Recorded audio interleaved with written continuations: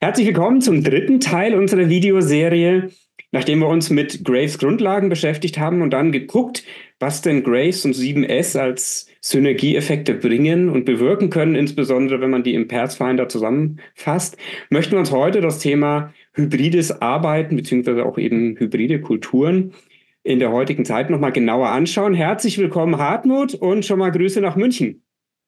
Ja, hallo Frieda, grüße dich. Ja, Grüße zurück nach Heidelberg an der Stelle.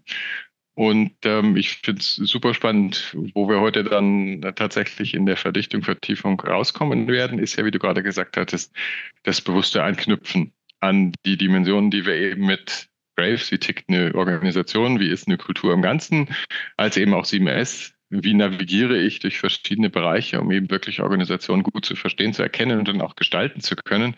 Das jetzt verbinden mit einem Thema, das ja ganz, ganz viele Organisationen heute bewegt, in ganz unterschiedlicher Weise, weil überall irgendwas unterschiedlich ist und alle sind an verschiedenen Ecken am Experimenten und tun und machen, nämlich hybrides Arbeiten. Also die Verbindung von Präsenzarbeit und digitaler Arbeit und wie fühlt sich das für die Menschen halt gut an und an als wir sind ein Unternehmen.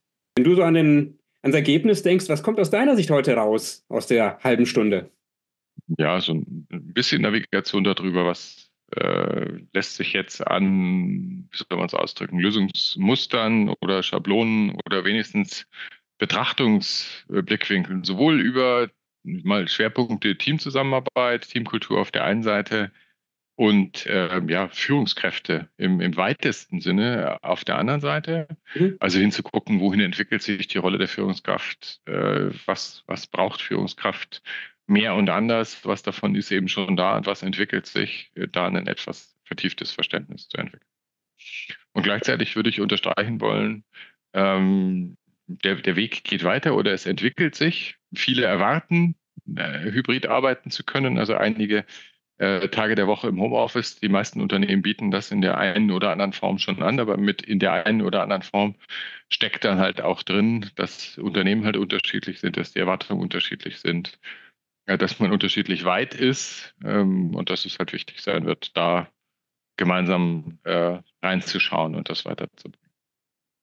Ja, und mein Eindruck nach wie vor ist, es hilft, dass man nochmal so einen ganz kleinen Recap macht.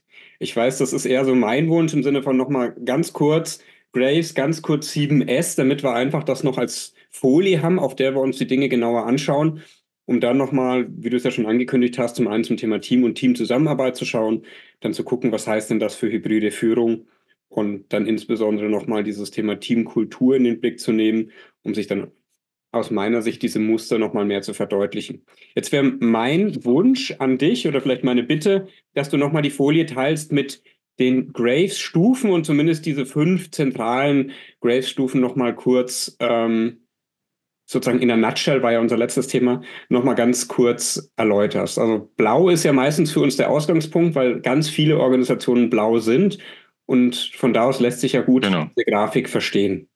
Und von da aus würde ich dann auch immer einen Querbezug schon zum hybriden Arbeiten legen. Also Blau ist ja so die sozusagen klassische Organisation mit Regeln, mit Strukturen, mit Ordnung, mit einer großen Fähigkeit, Qualität abzuliefern, Stabilität darzustellen, auch was Großes, Skalierbares auf langfristig und dauerhaft angelegt ist, in die Welt zu bringen. Und gleichzeitig tut sich dieses Blau dann mit dem rasanten Umstellen auf andere Arbeitsweisen. Und etwas anderes ist ja hybrides Arbeiten nicht an der Stelle. Mitunter ein bisschen schwer, weil Blau ist halt gewohnt ist, einen klaren Rahmen, Verantwortliche, eine Struktur, eben alles das zu haben, was klar ist. Und das ist halt wichtig, Blau in der Entwicklung, in der Veränderung jetzt dann eben tatsächlich sowas wie einen neuen klaren Rahmen anzubieten. Die zweite Entwicklungsstufe, mit der wir ja sehr viel arbeiten, wo auch viele Organisationen hinstreben, die vor dem Hintergrund von auch Möglichkeiten von Flexibilität und Geschwindigkeit im digitalen Wandel besser nutzen zu können, ist die Entwicklungsstufe Orange. Orange zeichnet sich halt aus durch ein hohes Maß an Fokussierung an dem, ja, was stiftet wirklich Nutzen, wer ist der Markt, wer ist mein Kunde, was soll im Ganzen wirklich rauskommen. Orange kann typischerweise auch effiziente, schlanke und schnelle Prozesse sehr, sehr gut. Deswegen ist Orange auch rund um die Umstellung in hybrides Arbeiten sehr, sehr viel schneller gewesen in der Adaption als zum Beispiel blaue Kulturen, weil halt der Fokus, ja, wir können schneller, geschmeidiger arbeiten, nutzen die digitalen Möglichkeiten sehr stark in den Vordergrund getreten ist. Der Nachteil, den man aufpassen muss, ist halt, dass Orange halt gucken muss, dass es die Menschen unterwegs nicht verliert, so gut wie es organisiert ist. Das heißt, ich würde da mal ganz gern also nur einhaken, um es zu verdeutlichen. Auch an der Stelle zeigt sich wieder, was ein Mehrwert ist von Orange, im Sinne von sich die Mühe zu machen, diesen Entwicklungsschritt zu gehen, weil ich einfach von der Anpassungsgeschwindigkeit und auch von der Fähigkeit oder von der eigenverantwortlichen Anpassung an Situationen deutlich weiter bin als bei Blau. Wenn ich dich jetzt richtig verstanden habe, bei Blau noch sehr viel vorgeben muss und sozusagen der gewohnte Trott einen anderen Stellenwert hat oder einen sehr hohen Stellenwert vielleicht sogar hat, habe ich bei Orange eher wieder den Erfolg im Blick und gucke eben, wenn es notwendig ist, hybrid zu arbeiten, dass es auch relativ schnell und geschmeidig geht und dass ich mir da eben auch anschaue, was sind die Erfolgsfaktoren. Aber vielleicht fasst du es für uns nochmal anders zusammen. Ich sehe dich so ein bisschen zweifeln. Ja, also es hat ja immer ein bisschen was damit zu tun, welche Aufgaben, also welche Kulturstufe ist die richtige für welche Aufgaben? Was verlangt das das Umfeld? Das ist ja letztlich kein Selbstzweck. Wenn ich jetzt an solche Dinge denke wie der ganze staatliche Rahmen, der Bildungssektor, auch ein zuverlässiges System wie eine Versicherung, wo ein starker blauer Wert wie Sicherheit ja schon im Namen steckt. Da ist es erstmal naheliegend, dass so eine Organisation tatsächlich in Blau sich bewegt. Und das ist ja historisch an ganz, ganz vielen Stellen so.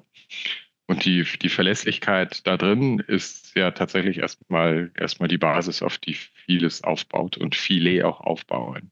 Mhm. Natürlich wollen dann viele ins Orange im Sinne von Effizienz und nur den Nutzen im Fokus und Geschwindigkeit, aber das ist eine Entwicklung, die dauert. Das ist eine Entwicklung, die muss die Menschen mitnehmen. Das ist eine Entwicklung, die braucht typischerweise auch den Entwicklungsdruck, dass etwas stattfindet. Und sie braucht ein Umfeld, das sozusagen ja Kraft schöpfen kann, einen nächsten Entwicklungsschritt zu gehen. Und nun hat uns die Pandemie und alles, was da kam, erstmal zurückgeworfen. Das muss man sehen, und zwar deutlich zurückgeworfen. Das heißt, alles, was da war, musste sich erstmal irgendwie neu finden und dann zu sagen, hurra, wir laufen jetzt alle mal ins Orange, weil das ist besser, das würde das ignorieren. Ich würde sagen, wir sind eher in einer Phase, wo vieles sich jetzt so langsam sammelt und findet und ein Schritt schon weitergegangen ist und wir allmählich gucken können, okay, wie sind jetzt die Randbedingungen, wo sind Sachen schneller geworden, wo sind die Märkte schneller, transparenter geworden, wo habe ich vielleicht auch Mitarbeitende an ganz anderen Standorten, dass ich auch andere Arbeitsmodelle brauche und dass zu dem, wohin sich jetzt meine Organisation entwickelt, auch eher eine orangene Kultur passen würde. Oder was hier ja auch steht, was für meinen Teil immer gilt in der Entwicklung der nächsten Jahre, dass es Hybridkulturen sein werden, dass Teile der Organisation Mhm. klassisch in Blau gute Arbeit macht und das ist auch völlig in Ordnung und darf auch noch viele Jahre so sein und andere Teile, die vielleicht sehr viel stärker markt- und geschwindigkeitsorientiert sind, vorauseilen Richtung Orange und die Herausforderung ist damit natürlich nur noch größer, dann innerhalb einer Organisation deren Zusammenarbeit zu organisieren. Das ist noch die Managementperspektive, aber auch dafür zu sorgen, dass die sich als eins erleben. Dass die nicht sagen, das sind jetzt die da draußen im Vertrieb, die spinnen jetzt ganz, sondern dass man eben, trotzdem man sich vielleicht weniger begegnet und vielleicht noch unterschiedlicher arbeitet als früher, das Gefühl von, wir sind eine Organisation, ich arbeite nicht in meinem Team, ich arbeite für die XY GmbH, tatsächlich dann in den Raum bringen. Das kenne ich auch zunehmend aus Rückmeldungen von Führungskräften und Unternehmern, dass das ein ganz zentrales Thema ist. Also Bindung und Identität, Identität des Ganzen, nicht nur Identität des Teams. Dann nehme ich schon mal, ich habe ja schon ein bisschen vorgearbeitet im Sinne von zentrale Aspekte, da drei zentrale Aspekte mit. Das letzte, was du gesagt hast, Identität und Bindung nochmal als ganz wichtigen Aspekt. Dann habe ich für mich auch nochmal aufgeschrieben, eben gerade das Thema, was kann es fördern, dass wir uns als eins erleben. Mhm. Und jetzt komme ich ja auch nochmal ganz stark aus dieser Resilienz-Ecke. Ich habe für mich nochmal diesen Stichpunkt aufgeschrieben, also auch die Energie sammeln vor dem Sprung. Ja, also vielleicht muss ich auch an der einen oder anderen Stelle erst nochmal entschleunigen, Energie tanken, mehr Resilienz aufbauen, um dann bewusst diesen Schritt zu gehen und nicht einfach reinzurauschen, sozusagen in dem Motto von schnell mal gemacht und dann schnell mal gescheitert, sondern eher Mhm. gut geguckt, was passt gerade für uns, in welchem Tempo können wir das gestalten, was wären die richtigen Vehikel, um uns diesem Orange anzunähern, vielleicht auch in Iterationen, in Projekten und Co. Genau. Alles klar. Dann ein Blick aufs Grün. Das Grün, was ja unvermindert ein ganz starker Fixstern am Himmel für Führung und Zusammenarbeit ist, was ja auch in der hybriden oder digitalen Zeit nochmal eine ganz andere Qualität entfaltet mit Sinn. Wofür mache ich das Ganze? Weil ich bin ja irgendwann im Orange möglicherweise an dem Punkt, ich sage, prima, tolle Quartalszahlen, nächste Ding, aber es braucht noch was anderes. Es braucht Dinge wie wir lernen gemeinsam, wir teilen etwas, wir haben eine sehr offene Kultur, äh, wir machen etwas wirklich für die Allgemeinheit Sinnvolles und Ähnliches. Also so ein grünes Versprechen oder tatsächlich grünes Tun, die Fähigkeit, sich sehr stark auf Augenhöhe zu begeben, wirklich Feedback zu geben, alle Klärungsthemen zum Thema zu machen, das ist ja das grüne Versprechen, das im Raum ist. Mhm. Erfahrungsgemäß ist es schon immer so gewesen und auch heute noch so, dass nur einzelne Teams in Organisationen wirklich grün sind. Dass das zwar, wenn ich in die Stellenanzeigen gucke, überall das Versprechen im Raum ist, es wäre grün, aber es ist nicht so, sondern dass wir verorten müssen, was gibt es vielleicht an einzelnen grünen Praktiken, die schon da sind. Also gut miteinander kommunizieren ist nie verkehrt, auch wenn ich in der blauen Kultur bin, aber ich muss dann halt auch gut und klar kommunizieren und den Leuten nicht nur fragen, wie geht's euch, sondern halt dann trotzdem einen klaren Rahmen bieten. Deswegen ist Grün für mich unverändert ein Kulturideal, wo ich mir eher einige Praktiken entleihen würde, die dann eben auch helfen, Zusammenarbeitsqualität, Führungsqualität reinzubringen, ja, was einfach in den sich verändernden Zeiten gut tut. So würde ich Grün im Moment von der Entwicklungsstufe sehr stark verorten. Dass wir jetzt den Weg gehen und sagen, boah, es ist dran, ganze Kulturen auf Grün zu entwickeln, das, glaube ich, ist eher ein Stück in die Ferne gerückt, weil wir noch lernen müssen, eben wirklich das Miteinander und die menschliche Komponente eben wirklich wieder sehr, sehr stark in den Vordergrund zu rücken. Durch die Digitalisierung, Technisierung ist die ja eher ein Stück Mhm. zur Seite gerutscht, sage ich jetzt mal. Ich will nicht sagen in den Hintergrund gedrängt, aber es waren jetzt erstmal andere Dinge im Fokus.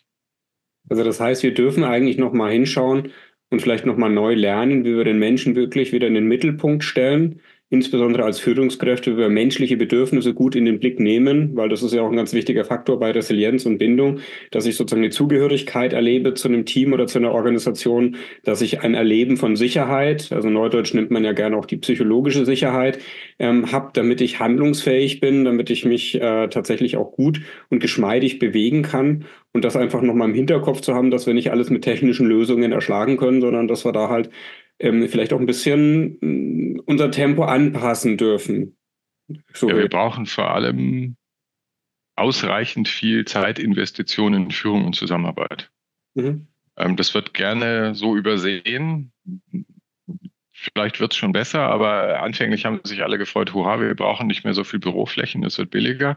Die schlechte Nachricht ist, das kostet ungefähr das Gleiche, was ihr mehr braucht an Zeitinvestitionen für Führung und Zusammenarbeit. Also dass sich die Leute dann halt doch treffen und kennenlernen, dass sie mehr miteinander klären müssen, dass ich mehr Führungskapazität brauche, weil wann sollen die Führungskräfte das sonst machen? Das sind halt also die Dinge, die da reinzeigen. Und das ist natürlich auch in einer bewussten Haltung passieren muss. Also ich muss mir als Führungskraft dessen klar sein, ich habe mehr Führungsleistung zu erbringen, um das jetzt mal so zu beschreiben, als das vielleicht in dem Führungsleitbild von vor 5 Jahren noch der Fall gewesen ist. Und das ist auch gut und richtig so. Und es geht darum, einerseits nah an den Menschen dran zu sein und auf der anderen Seite einerseits eben auch das viel stärker als früher noch das Gesicht des Unternehmens zu bieten, weil auch weniger Kontakt ins Unternehmen hinein da ist, wenn ich mich hauptsächlich hybrid in meinem Team aufhalte. Und ich muss auf der anderen Seite auch den Austausch mit anderen Führungskräften und mit dem Unternehmen, also den höheren Führungskräften erbringen. Und auch das erfordert erfahrungsgemäß ein gutes Stück Aufwand, auch mehr Aufwand, mehr hingucken, dass es eben nicht nur um Arbeit, sondern dass es ums Wir sind eine Organisation an der Stelle geht. Also auch wenn das jetzt fast schon so ein bisschen Vorgriff ist auf die Folien und auf die Themen, die wir noch haben. Aber was ich da auch erlebe, ist, dass die Führungskraft noch mehr gefordert ist, um Klarheit herzustellen, auch um Konflikte zu moderieren, auf den Tisch zu bringen. Und das habe ich jetzt vor kurzem nochmal wieder sehr, sehr deutlich erlebt, was das für einen Unterschied macht, wenn ich Konflikte in einer guten Art und Weise begleite und dann entsteht nicht nur Klarheit, sondern eben auch ein Vertrauen darauf, dass man in Zukunft mehr davon auch meistern wird. Versus, kennst du wahrscheinlich auch, diese, ich sage ich mal, missglückten Konfliktklärungsversuche, wo hinterher entweder einer tatsächlich oder mehrere tatsächlich gegangen sind, beziehungsweise eben massiver Schaden entstanden ist und es notwendig wurde, dass manche Personen zumindest den Bereich verlassen. Mhm. Das ist ja nicht Also unbedingt da das, was ist, wir wollen. genau, also da ist so dieses Thema Konflikte früher erkennen, weil wenn ich nicht nah genug an den Leuten dran bin, kriege ich halt entsprechende Zeichen nicht mit und Mhm. dann eben auch sich bewusst sein, was geht in digital, was geht noch in digital und was geht erfahrungsgemäß nur wirklich gut in Präsenz, Mhm. da dann tatsächlich eine gute Navigation hinzukriegen und sich dann auch die Zeit dafür zu nehmen und da auch zu investieren, weil wenn die Leute dann nicht alle am gleichen Ort sind und, dann habe ich halt auch Aufwand und den sollte ich mir auch gönnen, wenn ich eine gut aufgestellte Organisation sein möchte. So, jetzt ist Rot ja sozusagen relativ weit weg von Grün und was sehr viel mit diesem Hauruck zu tun hat. Was bedeutet das in dem Kontext? Im Kontext hybrides Arbeiten bedeutet es, wir haben natürlich Leute, die sich ins Ich oder ich alleine auf ihrer eigenen Insel verabschiedet haben. Zum Teil in bester Absicht, im Sinne von, so kann ich gut arbeiten. Gibt ja Leute, die reflektieren, ja, ich kann jetzt viel konzentrierter arbeiten, kriege viel mehr zu Wege. Was dann zumindest am Anfang auch tatsächlich im Ergebnisstrich, den ich drunter ziehen kann, wenn ich die Summe bilde, auch erstmal stimmt. Aber ich habe natürlich dann die Downsides von dem Ganzen, von Vereinzelung, von die Leute gehören gar nicht mehr dazu, von wo ist die Bindung, von arbeiten sie alle noch in gleicher Weise, kommen wirklich gemeinsame Lösungen zustande, sondern nicht nur heldenhafte Lösungen, alles was dazugehört. Ich kann solche Menschen vorauslaufen lassen, wenn es darum geht, Neues zu schaffen, auf die Beine zu stellen. Durch die Phase sind wir jetzt, glaube ich, eigentlich durch, was digitales, hybrides Arbeiten anbetrifft. Und jetzt geht es darum, alle, die in dieser Art und Weise aus den Arbeitsprozessen in die Vereinzelung gefallen sind, wieder einzusammeln. Und das interagiert auch sehr stark. Also das muss gar nicht laut sein. Ne? Also das Schwert, das hier abgebildet ist, das betrifft ja nur die, die aus ich mache das eh, wie es will und jetzt ist kein Chef mehr da, der sieht, was ich tue und jetzt tue ich erst recht, was ich will. Das ist die eine Haltung. Die andere Haltung sind eher die, die irgendwie ein bisschen verloren gehen, die also vielleicht auch persönlichkeitsbedingt, Stichwort Introvertierte, tun sich in digitalen Formaten ein bisschen schwerer. Einfach irgendwie so seitwärts rutschen und dann so ein bisschen aus dem Blick geraten und dann irgendwie so noch ein bisschen weiter rutschen, die eben wirklich dann wieder einzusammeln und zu integrieren. Das ist so das, was für mich da ganz, ganz stark dran hängt. Ja, beziehungsweise ich erlebe das auch so. Mir kam jetzt gerade das Stichwort des Lonesome Cowboy. Ja, also dass einige für sich tatsächlich jetzt entschlossen oder sich entschieden haben, ganz bewusst die Dinge eher für sich zu tun, solange die Ergebnisse einigermaßen in Ordnung sind, gehen die da halt ihren Weg, aber haben halt nicht mehr diese Bindung zur Gruppe. Und das heißt, diese Synergieeffekte werden dann halt immer Genau. weniger. Das heißt, wenn ich die Einzelergebnisse betrachte, ja, dann wird das vielleicht sogar als sehr positiv erlebt, ja, und schnell und Mhm. anpassungsfähig. Aber es ist halt die Rückbindung nicht mehr da, dass die anderen auch mit den Arbeitsergebnissen gut weiterarbeiten können. Oder das ist in das gesagt, also wäre jetzt meine Interpretation von dem, was du gesagt hast. Ja, genau. Also das geht dann, wenn ich explizite Spezialistenrollen habe, die halt nur für das gebraucht werden, die dann auch sozusagen eher über Arbeitszuweisung gesteuert werden, als darüber, dass sie Teil eines Teams oder Teil eines Unternehmens wären. Das hat in verschiedene Richtungen dann aber ganz starke Nachteile. Also ich muss das steuern, damit wandert die Komplexität des Steuerns noch stärker zu den Führungskräften. Die Bindung schwindet, was typischerweise für alle Seiten nachteilig ist. Also ich weiß nicht, ob mir der oder die lange bleibt.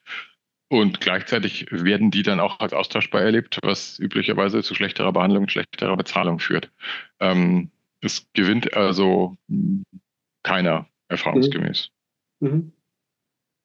Und gibt es denn aus deiner Sicht für die Purpur-Fraktion etwas zu gewinnen, beziehungsweise wie verhält die sich im Also Kontext? Also die reinen purpurnen Organisationen sind ja wirklich die kleinen Familienunternehmen und ähnliches, die ticken auch heute anders, weil der mittelständische familiäre Handwerksbetrieb war früher von Präsenz geprägt, ist heute von Präsenz geprägt, nutzt im Zweifelsfall dann aber eher persönlich individuell getrieben, stärker digitale Formate Von dem her hat sich da wenig verändert. Worauf ich halt zeigen möchte an der Stelle ist, dass Organisationen ja sowas haben wie eine basale Identität, eine Gründungsgeschichte, eine Herkunft. Ja, also der Siemensianer weiß sehr genau, wo er herkam, dass Siemens mal von Werner von Siemens und dies und das gegründet worden ist. Also diese Grundidentität, die muss immer da sein. Mhm. Und zum Teil bringen die Leute die aus der vorhybriden Zeit mit, aber die erodiert dann mit Wechsel. Und so dieses Thema eine Identität, wer sind wir eigentlich, wofür stehen wir, was macht uns so unverwechselbar, auch von der Identität. Das ist noch eine ganz eigene Dimension, in die es sich lohnt hinzugucken, einmal überhaupt Bestandsaufnahme zu machen und auf der anderen Seite dort zu investieren. Denn sonst werden tatsächlich Organisationen irgendwann austauschbar, weil sie halt sich über Arbeit und technisch organisierte Teams und gute Führungskräfte definieren, aber ihnen dann halt doch irgendwie was fehlt. Mhm.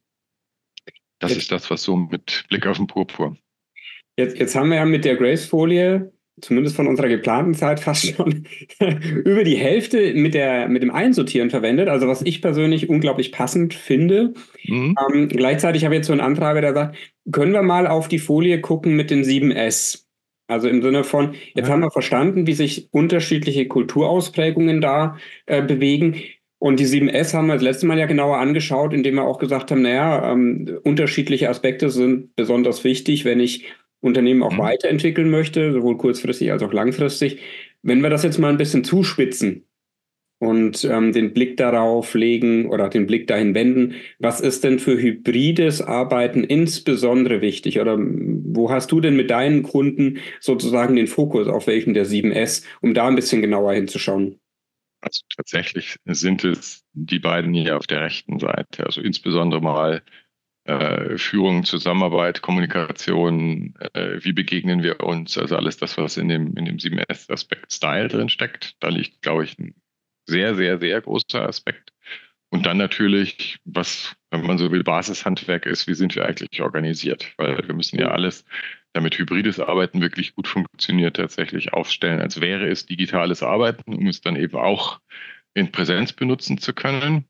Das setzt aber an vielen Stellen noch ein ganzes Stück an Investition und Reifung von Prozessen und Systemen Mhm. voraus, je nachdem, wie Geschäfts- und Arbeitsmodell ist. Das würde ich jetzt mal als nüchternes Pflichtprogramm betrachten, wobei das dann auch alles andere als trivial ist von der Frage, ja, wie organisieren wir jetzt, dass ein Projektteam tatsächlich eine gemeinsame digitale Basis hat, habe ich gerade bei einem Kunden wieder, ist auch jetzt noch nicht auf Knopfdruck erledigt, wenn es halt nicht so ist, wie es jeden Tag ist. Also da ist ganz, ganz viel von den Hausaufgaben zu tun. Immer mit Seitenblicken in die andere Richtung, Struktur, wie sind wir aufgestellt, haben wir auf der nächsten Folie gleich noch was drauf, bis hin zu, wie passt denn das bei uns mit Strategie oder auch Mitarbeiterstrategie zusammen? Ja, will ich mich weiterhin auf mein Umfeld um den Hauptfirmensitz beschränken von Mitarbeitenden oder stelle ich deutschlandweit ein? Das hat Konsequenzen von der Frage, wie ich führe, wie ich zusammenarbeite, wie ich Arbeit organisiere, wie sich das anfühlt. Es kann dazu führen, dass ich mehr Leute ins Unternehmen bekomme, verändert aber das Unternehmen auch und ist für mich halt dann immer so Querbezug zu einzelnen anderen Aspekten in den 7S. Aber der Schwerpunkt liegt ganz klar bei dieses Systeme, Prozesse und Führung, Kommunikation zusammen. Also ich denke jetzt gerade an ein Teambuilding, was ich jetzt habe mit 34 Leuten. Und ich vermute auch, dass unser Kernthema, das schält sich ja meistens dann immer, wenn du vor Ort bist, nochmal ein bisschen konkreter raus, aber genau auch auf der Ebene liegen wird. Zum einen nochmal ein Verständnis dafür zu schaffen, wie sich Kommunikation verändert und wie Verbindlichkeit wiederhergestellt werden kann. Und auf der anderen Seite, wie diese neue Struktur, die jetzt eben auch da ist, also diese neue Form, wie Abteilungen zusammenarbeiten, wie aber auch Teams, die in verschiedenen Bereichen sind, gemeinsam Prioritäten herstellen. Ja, also da ist für mich auch so dieses Thema drin. Wie organisieren wir unsere Prozesse, diese Rückmeldungen, dass das dann einfach auch klappt. Ja, weil da Mhm. hatten wir ja vorhin schon drüber gesprochen, die Konflikte, die dann auftauchen, die sind jetzt umso schwieriger zu lösen, ja, wenn ich nicht mehr in Präsenz bin, weil sie auch später auftauchen. Ja, werden später sichtbar. Jetzt Ja. hast du, oder beziehungsweise haben wir ja vorhin nochmal so eine wunderbare Folie genau aufgemacht im Sinne von, wie viel Präsenz brauche ich denn, beziehungsweise wie viel kann ich remote machen und für mich ist die Kernaussage auf der Folie immer noch, dass dieses Hybrid passen muss zu der Organisation. Und da helfen aus meiner Sicht jetzt sowohl ein Verständnis von Graves, also was denn sozusagen für die Organisation auf der Werteebene wichtig und richtig ist und wo der Reifegrad steht. Und auf der anderen Seite hilft da auch das, was wir gerade noch mal besprochen haben, im Sinne von Klarheit, wo muss ich denn genauer hinschauen? Was hast du erlebt in deinen Projekten? Wie agierst du auf dieser Hybrid ist nicht Hybrid-Ebene? Ja, dass man hingucken muss, wie unterschiedlich sind die Welten. Also es beginnt ja mit Unternehmen, die sozusagen eine nur Präsenzhistorie haben und zum Teil auch noch daran denken im Sinne von, ach, wie viel anders und wie viel besser war es vor der Pandemie. Das werden zwar immer weniger, weil verstanden worden ist, dass das in die Bedürfnisse von den allermeisten Mitarbeitenden nicht reinpasst und dass die sich auch darauf einfach dann mittelfristig nicht mehr einlassen werden.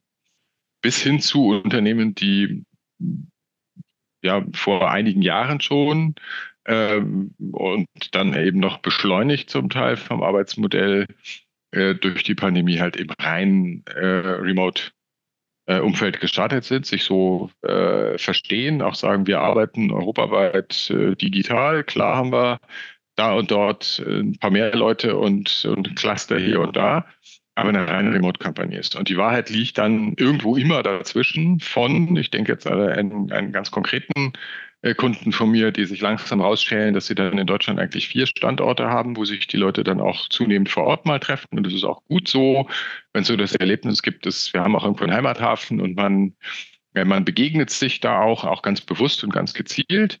Bis hin zu, ja, also eigentlich kommen wir irgendwie wir sind zentriert auf den Standort, wenigstens je Team zentriert auf den Standort. Und dann ist ein Aushandlungsprozess, wie viele Tage in der Woche sehe ich mich eigentlich in Präsenz? Ist es jetzt ein Tag, ist es 2 Tage?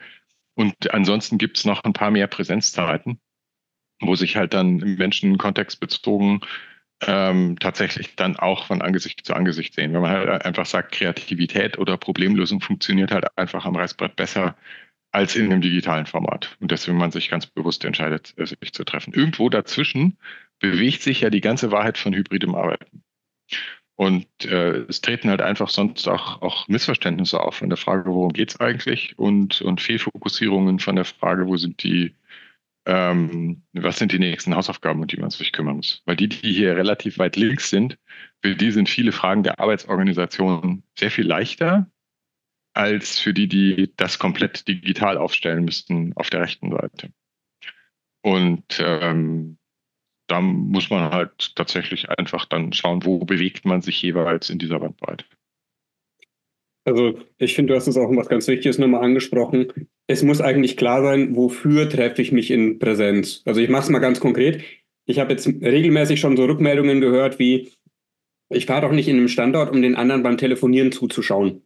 Ja, also das ist dieses, ich muss eine Idee davon haben, wofür lohnt es sich. Teilweise fahren die Mitarbeitenden dann auch 3 oder 4 Stunden zum nächsten Standort, weil, haben wir jetzt ja auch gelernt, dadurch, dass wir eben mehr online arbeiten kann, wird auch der Radius größer, in dem ich mich bewerben kann. Kommen wir später wahrscheinlich nochmal drauf zu sprechen. Stichwort Mitarbeiterbindung und Konkurrenz um die Top-Mitarbeiter. Aber die Geschichte ist ja dann, wie gesagt, fürs Telefonieren muss ich da nicht hingehen, sondern ich brauche dann auch eine Idee davon, was ich in Präsenz tue und wofür sich das lohnt. Und das ist sowohl wahrscheinlich das Thema Bindung und die anderen einfach mal zu sehen und was mitzukriegen, als auch das Thema Kreativität, Konfliktlösung, gemeinsame Erarbeitung von bestimmten Dingen. Wo siehst du das noch? Also wie kommt man dahin, dass den Leuten der Mehrwert dieses Im-Präsenz-Treffens wirklich bewusst wird? Das ist ein Aushandlungsprozess in den Teams und es ist natürlich auch genauso eine Aufgabe der Führungskräfte, sich dessen bewusst zu sein und das bewusst zu steuern. Mhm. Natürlich gehen kreative Prozesse auch im Digitalen. Sie sind halt nur schneller und meistens besser, wenn ich sie in Präsenz mache. Und das ist aber jetzt primär etwas, wo ich sagen würde, boah, das muss Führungskraft wissen und steuern, als dass es ein gemeinsamer Erkenntnisprozess im Team sein muss. Im Team würde ich dann sagen, okay, dann ist dort eher der Aushandlungsprozess. Dazu können wir aber eigentlich gleich auf die nächste Folie springen, um die verschiedenen Sphären anzuleuchten. Im Team ist eigentlich der Aushandlungsprozess dann der, okay, wie machen wir es genau? Also wer trifft sich wofür? Was sind bevorzugte Orte? Was sind bevorzugte Tage, an denen wir das machen können, dass wirklich alle oder zumindest die meisten im Team dabei sein können und ähnliches. Das ist dann für mich so der Gestaltungsprozess, der Gestaltungsprozess, der dann im Team stattfinden sollte. Also ich vermute mal, du spielst jetzt schon auf den Teamkontrakt an. Ja, der schimmert ja durch in so einem Feld wie ist Teamzusammenarbeit. Das ist ja sozusagen Hybridklärung 1.0, wenn man das so ausdrücken will. Wie ist eigentlich ein Team organisiert, eben von Arbeitsweise, von wann sind wir in Meetings, welche Spielregeln geben wir uns, wie arbeiten wir an Schnittstellen, welche Leute stellen wir an Schnittstellen. Und was sich halt sehr, sehr bewährt hat, Stichwort Team Contract, ist das eben, ich habe dann formalisiertes oder strukturiertes Vorgehen dafür, wo man diverse Aspekte davon dann einfach durchklopfen kann. Das ist auch immer unterschiedlich von Team zu Team, wo die Schwerpunkte zu setzen sind. Für die einen war immer schon klar, wie sie arbeiten, wie sie ihre Daten ablegen, wie sie ihre To-Dos organisieren, wann sie die besprechen. Und für andere war es so zwischen Tür und Angel und funktioniert im Hybriden nicht mehr. Ja, ich kenne so Beispiele, die haben dann sich, und mehrere, die haben dann sich die Spielregeln genommen, zu sagen, ja, wir machen unsere Meetings in Präsenz. Und dann haben sie versucht, ihre Planung im Remote zu machen. Statt eine Mischung zu machen aus Tagesgeschäftsmeetings machen wir digital. Das geht sehr, sehr gut. Das geht schnell, das ist fix, das ist technisch gut unterstützt, das ist meistens schneller als in Präsenz. Und die komplexen und schwierigen Planungsdinge und Klärungsdinge machen wir dann in Präsenz, treffen uns dazu und haben dann eben die entsprechende Wirkung, Tiefe, das gemeinsame Verständnis, alles, was es dazugehört. Alles das gehört in diesen Klärungsprozess für Teamzusammenarbeit rein. Und da gibt es halt Lösungsmuster dafür, um das zu beschleunigen. Und gleichzeitig ist es halt eine Aufgabe jetzt für die Führungskraft. Idealerweise ist es eine Aufgabe für die Führungskraft, dafür zu sorgen, dass dieser Klärungsprozess im Team stattfindet oder die Führungskraft macht es mit dem Team. Im Prinzip ist die Aufgabe für uns als Berater dafür zu sorgen, dass die Führungskraft das selber auf dem Zettel hat, befähigt ist, das zu tun und das machen kann und das nicht irgendwie von der Seite aus beratend dort eingegriffen werden muss auf Teamebene, sondern es ist eigentlich im Hintergrund Unterstützungsarbeit für Führungskräfte, das zu tun. Dann würde ich mit Blick auf die Zeit nochmal so das Hands-on-Thema stark machen. Und zwar in dem Sinne, wenn du jetzt an die aktuellen Kundenprojekte denkst, in denen du unterwegs bist, was sind aus deiner Sicht die 2, 3 wichtigsten Aspekte, zum einen für Führungskräfte, mit denen sie sich nochmal beschäftigen sollten, aber zum anderen auch, was kann ich als Mitarbeiter tun, damit ich eben positiv Einfluss nehmen kann auf mein Team? Vielleicht wollen wir das Teilen mal kurz stoppen an der Stelle, damit man dich auch noch besser sieht, weil ich höre dir jetzt nicht immer nur ganz gern zu, sondern ich sehe auch immer noch ganz gern die Person. Ja. Was ist hands-on das Wichtigste? Also ich halte das für, also jetzt gerade aus der Erfahrung von dem Meeting heute, für schwierig zu sagen zu wollen, das und das ist genau. Aber vielleicht ist das tatsächlich dann doch eine Antwort auf deine Frage. Nämlich, dass es darum geht, sich erstmal zu verorten, ja, was ist eigentlich schon da und was ist noch nicht da. Also im Prinzip schon damit anzufangen zu sagen, gut, wie sind wir im Team aufgestellt, haben wir da alle Klärungen oder müssen wir da noch Dinge tun? Also wenn man so will, 1.0, alles, was dann Richtung Klärungen, Team Contract oder ähnlichem zeigt, haben wir da alle nötigen Verabredungen. Das, glaube ich, ist mal so Thema 1 an der Stelle, weil es halt auch einfach hilft, Effizienz reinzubringen, Reibung rauszunehmen, Dinge zu klären, ohne dafür viel zu viel investieren zu müssen. Das Zweite ist dann tatsächlich so diese Klarheit zu haben, hattest du vorhin angesprochen,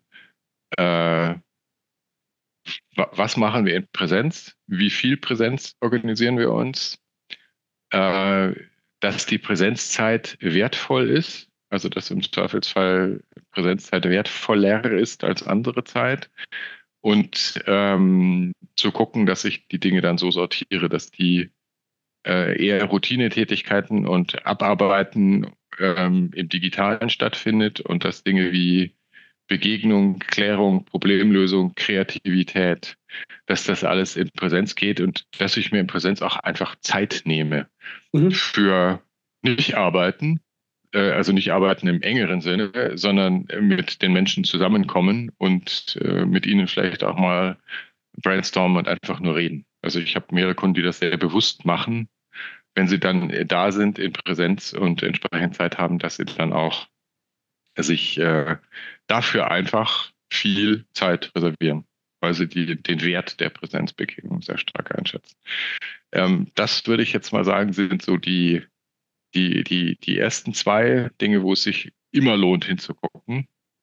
Und danach ist so ein typisches Ding auf der Arbeitsebene, sind wir an Schnittstellen und allem, was dazugehört, gut aufgestellt. Und es ist für meinen Teil großes Thema für Führungskräfte und Unternehmer. So, was zahlt auf Identität, was zahlt auf das Unternehmen als Ganzes ein? Weil sonst erlebe ich halt im Hybrid-Kontext noch mehr als früher nur mein Team und mein direktes Umfeld und noch weniger die Gesamtorganisation. Und das ist im Hinblick auf Bindung und Identität und eben nicht nur ich arbeite als da und da, sondern ich bin ein Mitarbeiter von und dann kommt eben das Gesamtunternehmen an der Stelle. Ein Thema, das uns die nächste Zeit noch intensiv begegnen wird. Also hybrides Arbeiten ist ja für viele ein im Werden begriffenes Arbeiten, ja, haben wir ja gerade gesagt, die Muster stellen sich immer weiter raus. Wenn du nochmal so einen Appell an Unternehmer, Unternehmerinnen vor allem richten könntest oder an Geschäftsführer, an Vorstände, die ja doch eine exponierte Rolle haben in der Gestaltung von hybriden Arbeiten. Was wäre so dein zentraler Appell an die Gruppe? Und der zentrale Appell, der mir jetzt in den Sinn kommt, ist wirklich investiert in eure Führungskräfte. Hybrides Arbeiten in der Organisation und mit den Teams gut zu gestalten, weil die sind, glaube ich, mehr denn je der Kit in den Organisationen. Aus meiner Sicht fasst es das unglaublich gut zusammen, was wir heute besprochen haben. Ich habe den Eindruck, wir haben von Grace jetzt die Brücke geschlagen, nicht nur zu den 7S, sondern eben heute auch nochmal zu den aktuellen Herausforderungen mit dem hybriden Arbeiten. Und ich würde an der Stelle alle nochmal herzlich einladen, sich auch die beiden anderen Videos anzuschauen, weil dann wird das verständlicher, was wir heute besprochen haben. Und gerne auch nochmal über Kommentare oder auch über sozusagen LinkedIn Messages nochmal darauf hinzuweisen, was fehlt vielleicht noch, wozu sollte man vielleicht noch den einen oder anderen Impuls mal machen, weil wir sind ja auch immer lieber so unterwegs, dass wir schauen, was wird gerade gebraucht, als dass wir sozusagen auf Halde produzieren. Und so sind ja auch diese 3 Videos entstanden. Also von daher an der Stelle nochmal ganz herzlichen Dank an dich, dass du dem Aufruf auch mitgefolgt bist, dass wir da gemeinsam immer wieder geguckt haben, was ist denn das, was in den Kundenprojekten passiert und wo wir vielleicht auch nochmal ja, einfach so ein bisschen Klarheit schaffen können, was Grace und 7S anbelangt, aber auch was einfach Umsetzung in die Praxis anbelangt. Damit gebe ich nochmal zurück nach München, wo ich gelernt habe, im April hat es heute Morgen bei euch noch geschneit. Also auf jeden Fall lag hier jede Menge Schnee, als ich aus dem Fenster geguckt habe. Geschneit hat es wahrscheinlich in der Nacht, aber es wird jetzt ja dann hoffentlich wieder wärmer.